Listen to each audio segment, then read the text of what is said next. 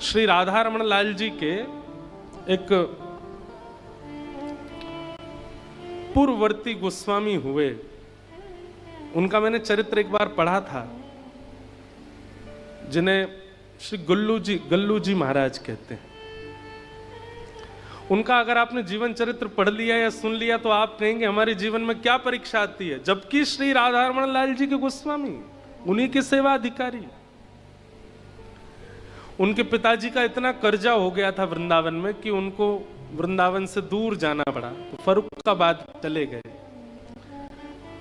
धाम में जन्म लेने वाले के लिए इससे बड़ा कष्ट कुछ नहीं होता कि उसको किसी कारण से धाम छोड़ना पड़े। आजकल तो शिक्षा छोड़ देते हैं, वो बात अलग है, पर मन नहीं था, लेकिन ऐसी व्यवस्था बन गई कि जाना पड़ा। इतना कर्जा पिताजी का हो गया कि गल्लू जी महाराज सोचने लगे अब क्या करें, पिताजी का कर्जा कैसे दूर हो। 2.5 वर्ष में सेवा आती थी राधा रमन लाल जी की, और 2.5 वर्ष की सेवा में जो प्राप्त होता था वो सेवा में ही लग जाता था। तो आप कथा करने लगे, कथा के वक्ता बन गए, जगह जगह जाकर के कथाएं करते थे, ठाकुर जी की मंगलमयी कथाएं सुनाते, और उसमें भी जो प्राप्त होता उसमें भी बहुत छोड़ छोड़ करके, कोई भागवत जी पर धन चढ़ाए तो उसको कहीं बंटवा देना आदि, जो उनको कोई दे के जाता तो उससे पिताजी का कर्जा धीरे धीरे चुकाते। पिताजी ने बहुत अल्प आयु में उनका विवाह कर दिया। विवाह के कुछ दिन बाद जिनसे उनका विवाह हुआ वो भी चल बसी, पत्नी भी चली गई। तो पिताजी ने फिर दूसरे विवाह का प्रस्ताव रखा। गल्लू जी महाराज बोले, पिताजी ये 16-17 वर्ष की आयु में कष्ट मिल रहे हैं उनको, लेकिन वो फिर भी सह रहे हैं। पिताजी से कहा कि अब विवाह नहीं करना हो, कराना है तो आप वृंदावन में करा दो, कहीं इसी बहाने ससुराल है वृंदावन में तो जाना भी रहा बना रहेगा। वृंदावन में उनका ब्याह हो गया। बस राधा रमन जी से प्रार्थना करते, नाथ आपने अपने गोस्वामी बालकों में जन्म दिया, वृंदावन में जन्म दिया, पर इतना दूर क्यों भेज दिया, क्या कारण बना जो इतना कष्ट आप दे रहे हैं।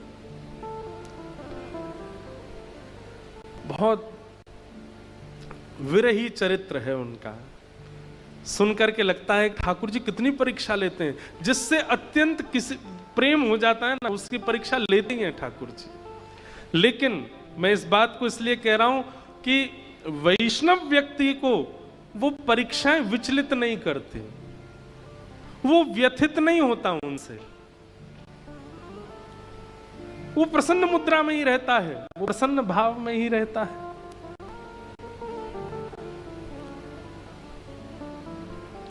एक बार उनके गल्लू जी के प्रसंग में एक प्रसंग ऐसा आता है कि एक दिन ऐसा आया कि उन्होंने अपने पिताजी का सारा कर्जा चुका दिया। तो उस दिन वो इतने प्रसन्न हो गए कि नाचने लगे और नृत्य करते हुए पिताजी से बोले, पिताजी अब हमारे ऊपर कोई कर्जा नहीं है। बोले हाँ अब तो लाला हम कर्जा भी। बोले अब मुझे एक चीज दे दीजिए, मैंने जीवन भर आपसे कुछ नहीं मांगा, अब दे दो। बोले क्या? वृंदावन चलो, अब वृंदावन रहेंगे, राधा रमन जी के पास ही रहेंगे। पिताजी बोले ठीक है चलो। तो अपने सब सामान लेकर के वृंदावन निकले। रास्ते में लुटेरों ने लूट लिया, तो जो थोड़ा बहुत उनके पास बचा था जीवन याचन करने के लिए वो भी नहीं बचा। तो एक बक्सा था उसमें ग्रंथ रखे थे, गल्लू जी बस उसको पकड़ के बैठ गए। बोले ये तुम्हारे काम के नहीं है, ये ग्रंथ है भैया, इनको तुम कहाँ ले जाओ, बाकी जो तुम्हारा मन हो सब ले जाओ। बैलगाड़ी भी ले गए चोर। पिताजी बोले जाने परीक्षाएं कब खत्म होंगी। गल्लू जी महाराज वो पिताजी राधा रमन लाल जी यूं कह रहे हैं, सिंगल पीस में मैंने तुम्हें भेजा, वैसे ही आओ मेरे पास, कुछ मत लेके आओ, वैसे ही आ जाओ। और देखो आज वृंदावन में जैसे मैं जन्म लेकर के आया था एकांत अकेला, वैसे ही आज पुनः जा रहा हूं, कुछ भी नहीं है। और ये ग्रंथ ये कोई मेरी कमाई थोड़ी है, ये तो साक्षात ठाकुर जी हैं, इनका मेरे पास होना कोई धन होने के समान थोड़ी है। वृंदावन तो ठाकुर जी कहीं आपसे बहुत प्रेम कर बैठे ना, तो संसार के प्रति अंतर्मुखी आपका स्वभाव बन जाए, इसकी पूरी योजना ठाकुर जी बनाएंगे। बहुत अच्छा चरित्र है गल्लू जी का, उनका मैं कल और विस्तार से थोड़े प्रसंग सुनाऊंगा। हमारे राधा वल्लभी परंपरा के एक महापुरुष ने तो उनके ऊपर पद भी लिखा है, कबहू बनेगी मेरी मति श्री गल्लू जैसी, उनकी जैसी हमारी मति। वे जब वृंदावन आकर के निवास करने लगे तो लगभग जितने राधा रमणीय गोस्वामी थे सबसे उन्होंने हाथ जोड़ करके मंगला की सेवा ठाकुर जी की ली। सुबह मंगला हम कर दिया करेंगे, सबको लगता बढ़िया है, सुबह रात्रि विलंब तो हो ही जाता था सेवा में, सुबह जल्दी उठने की व्यवस्था भी थोड़ी रहती, तो गल्लू जी मंगला करते थे। और कोई गोस्वामी अगर मंगला सेवा नहीं देते थे तो राधा रमण जी के परिसर में जाके झाड़ू लगाते, और बार बार झाड़ू लगाते लगाते लाल जी को देख के कहते, श्री जी आज मुझसे कोई अपराध बन गए हो, या हमारे सवेरे उठावे को अवसर नहीं दियो है, मंगला में अंदर आवे को अवसर नहीं दियो है, कहा अपराध बन गयो, मैं क्षमा मांग रहा हूँ। और बस सोहनी करते रहते, झाड़ू लगाते रहते। गोस्वामी होते हुए भी इतनी दीनता। एक बात तो बंधुओं श्रेष्ठ है, ठाकुर जी स्वीकार करेंगे उसका एक लक्षण आप में किस रूप में दिखेगा, दीन हो जाओगे, अत्यंत दीन।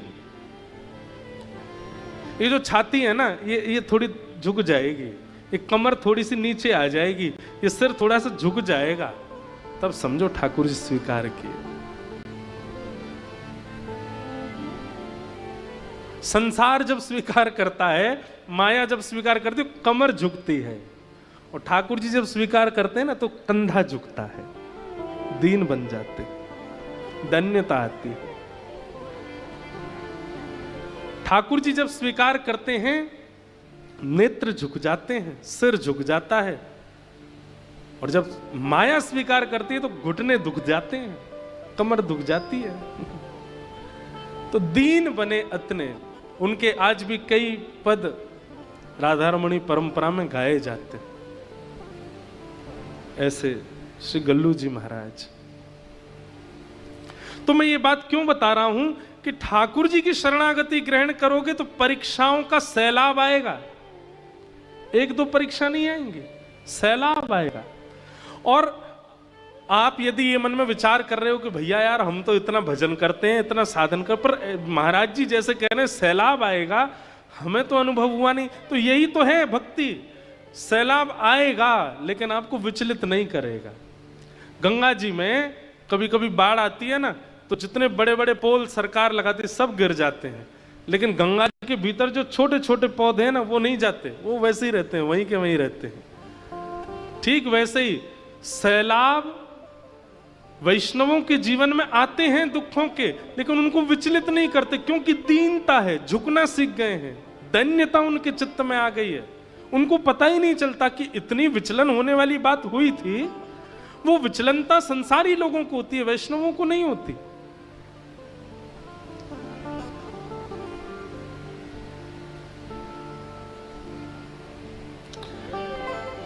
तो तापत्रयोन्मूलनम, ठाकुर जी अगर आपको स्वीकार कर देंगे तो संकट तो जीवन में आएगा, पर संकट का जो प्रभाव है वो प्रभाव नष्ट हो जाएगा। आप विचलित नहीं होगे उससे, आप प्रसन्न रहोगे। कितने प्रसंग, कितने चरित्र ऐसे हैं कि ऐसे ऐसे संकट आए कि अगर वो हमारे जीवन में आ जाए तो हम तो रो रो के बेहाल हो जाएं, पर भगवत भक्तों के ऊपर इतनी बड़ी कोई पीड़ा नहीं हुई। उनके लिए संकट केवल एक है कि ठाकुर जी की विस्मृति नहीं होनी चाहिए, बाकी चाहे जो हो जाए। भक्तमाल ग्रंथ में लाया नहीं मंच पे, अब मेरे को क्या है, मैं यहाँ पे इतने ग्रंथ आते हैं तो मैं कई सारे निकलवाए आता हूँ, ये रहने दो, ये रहने दो। भक्तमाल जी में श्री नाभा जी ने एक बहुत सुंदर छप्पे गाया, और श्री प्रियादास जी ने उसके ऊपर इतना अच्छा भाव कहा है। उस भाव में प्रियादास जी कहते हैं, चाहे हमें हाथी के पैरों के नीचे कुचलवा दो, चाहे हमें पहाड़ से गिरवा दो, चाहे हमें विष पिला दो, चाहे जैसा कष्ट देना हो जीवन में कष्ट दे देना नाथ, बस जीवन में दो काम मत करना। क्या? एक तो स्वयं के नेत्रों से और अपने भक्तों के नेत्रों से हमें कभी दूर मत करना। इसके अलावा जो देना हो कष्ट दे दो जीवन में, बस ये दो काम मत करना नाथ। आपके नेत्र और आपके भक्तों के नेत्रों से कभी दूरी ना हो हमारी, बस ये कर दीजिए।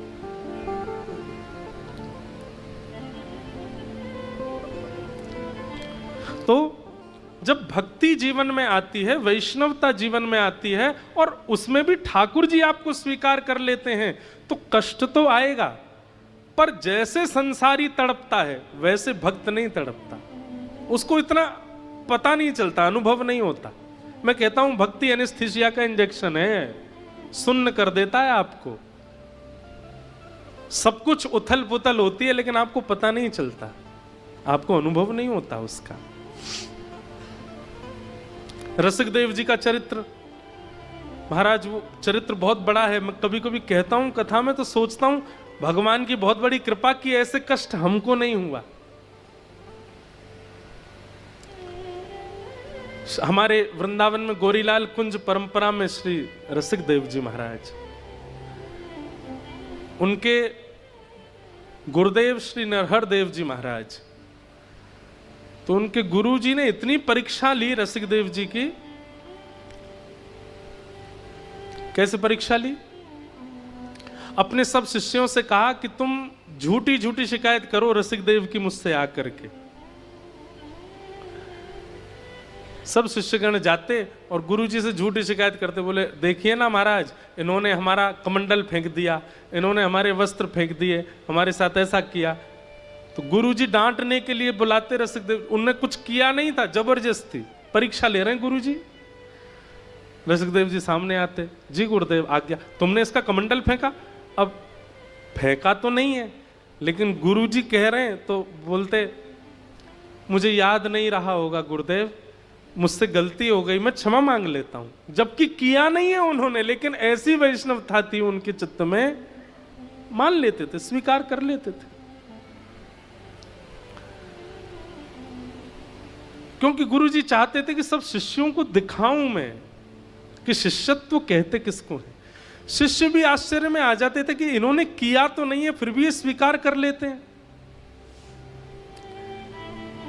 एक बार फिर शिष्यों से गुरुजी ने कहा आज भी झूठी शिकायत करो रसिक देव की। तो शिष्य भी कहते गुरुजी ठीक है ना, छोड़िए ना, जाने दीजिए, आप इतनी परीक्षा क्यों लेते? बोले मैं जो कह रहा हूं वो करो, उसकी शिकायत करो। सबने जाके शिकायत कर दी, बोले गुरुजी रसिक देव जी ऐसा ऐसा कर रहे हैं।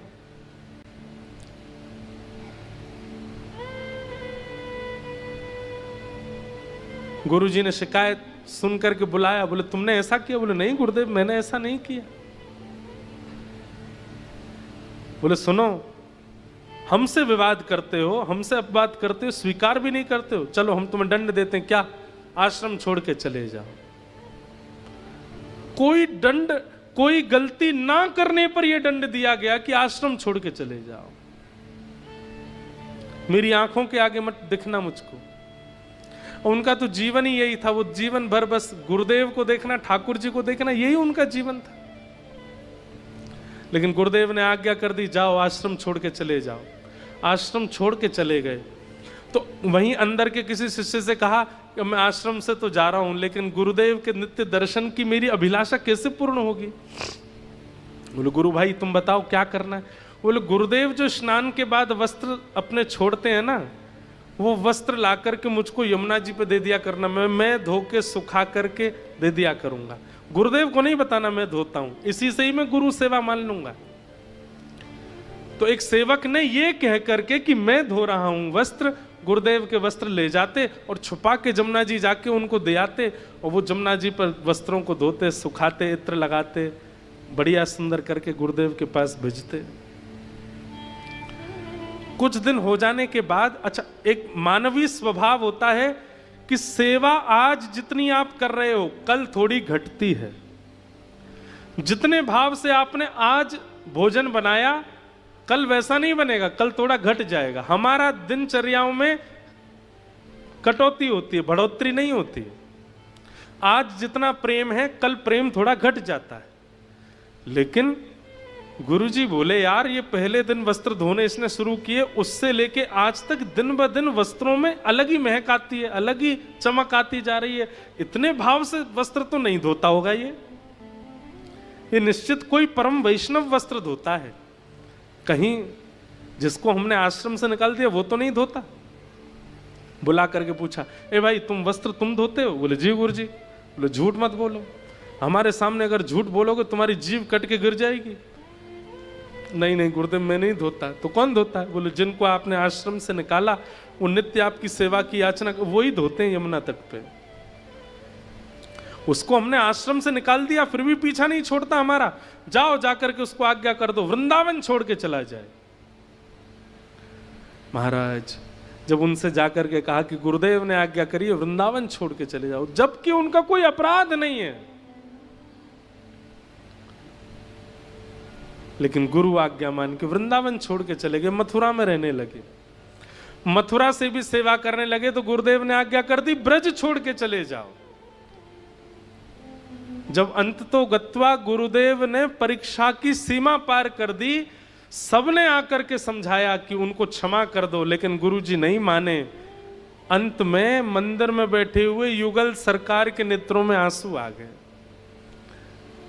एक दिन आरती कर रहे थे, आरती करते करते यही गोरीलाल ठाकुर जी जब नेत्रों में अश्रुबिंदु देखे, भीतर प्रवेश करके चरण पकड़ ली। बोले जय जय, आप क्यों रुदन कर रहे हैं, क्या बात है?